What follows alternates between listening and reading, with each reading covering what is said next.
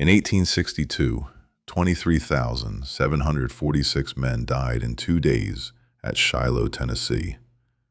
So many died around one small pond that 3,000 bodies drained into it. The water turned so red, so thick with blood, that soldiers and horses drank from it anyway. They called it Bloody Pond. It has been 162 years. Rangers still say after heavy rain, it turns pink again. And there is a field note every ranger keeps. Do not go to Bloody Pond after midnight, because you will hear them drinking. If you like true battlefield hauntings where the ground itself bleeds, like and subscribe. I post every night at 11 p.m. This is the Bloody Pond. I went to Shiloh last April 6th, the anniversary of the battle. The park is beautiful. Rolling Tennessee hills, peach orchard, old cannons, quiet. Too quiet. No birds singing, just wind. At the visitor center, the old ranger handed me the map and circled the pond. He said, "Most folks skip it. It is a 5-minute walk in the woods off the main road. But if you go, go now, before sunset. We do not patrol out there after dark." I asked why. He said, "Because people come back talking crazy, saying they heard men begging for water." Shiloh was hell on earth. April 6th, 1862. Union troops were camped, eating breakfast, when 40,000 Confederates came screaming through the woods. No warning. Hand to hand in the tents. They called it Bloody Shiloh because the rain the night before made the trenches fill with water and blood. The worst was near the center line, a small depression, maybe 30 feet across, where wounded from both sides crawled to drink. Men with no legs dragged themselves 200 yards to that water. Men with holes in their throats tried to suck mud. Horses fell in. By sunset, the pond was not water. It was red, thick, with bodies floating like logs. A Union surgeon wrote, "I have never seen such a sight. Men drank blood to live and died drinking it." I found the pond at 5:30 p.m., sun low, filtering through trees. It is small, brownish, harmless looking. A split rail fence around it. A plaque that says, "Bloody Pond."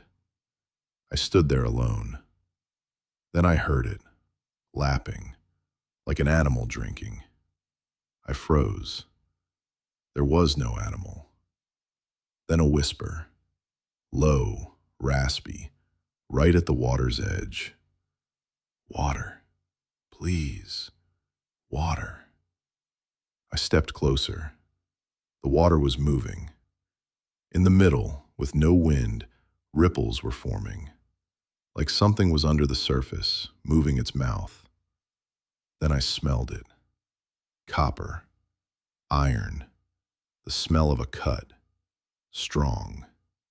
My phone buzzed. 6 p.m., park closing alert. I turned to leave, and that is when I saw the boot prints in the mud. Fresh, wet boot prints. Not mine. Leading from the woods into the pond. Not out.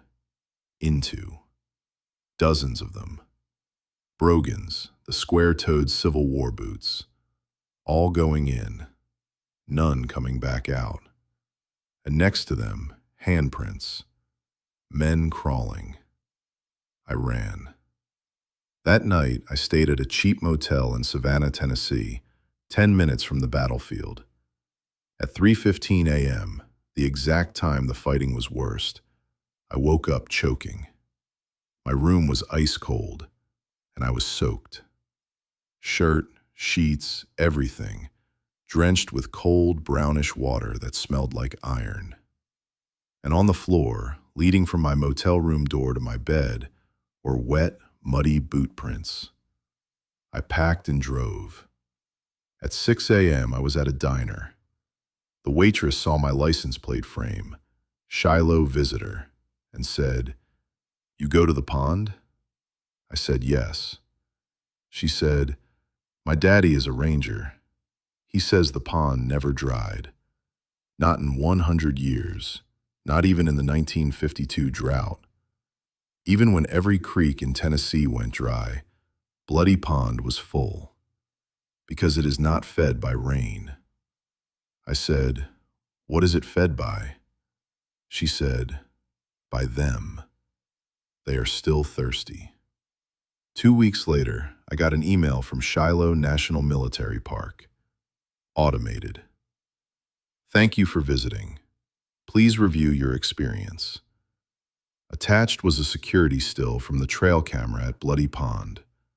Timed 5:47 p.m., the time I was there.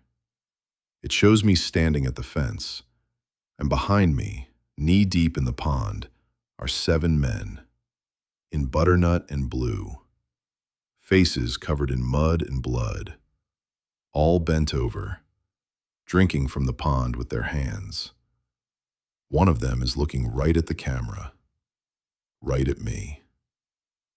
I do not hike battlefields alone anymore.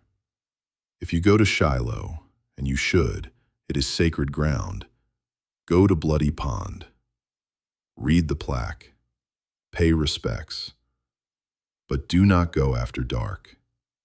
And if you hear, "Water, water," do not look, because some of them never got a drink, and they are still waiting for you to bring them one.